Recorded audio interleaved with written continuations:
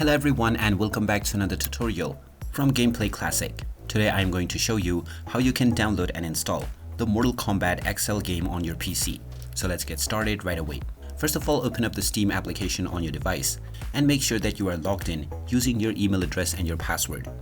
Once you are taken into the store page, just click on the search button and then type in Mortal Kombat and begin your search. Once you find the Mortal Kombat XL game, go ahead and click on it, and you will need to provide your date of birth for confirmation. Once you proceed forward, you can then click on the Add to Cart button in order to add this game onto your cart. Then click on View My Cart to proceed for payment. Now from the Continue to Payment menu, you can choose your payment method that you would like to use from the drop-down menu. Now just enter the credentials for your payment method that you have selected. And once you have logged in and finalized your payment, the game will then be added to your library. And from your library, you can download and install the game with just a few clicks. And now you can start enjoying the Mortal Kombat XL game on your PC right away.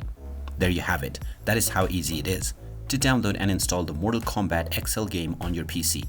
If you find this video helpful, don't forget to hit that like button and subscribe to our channel for more useful tips and tutorials.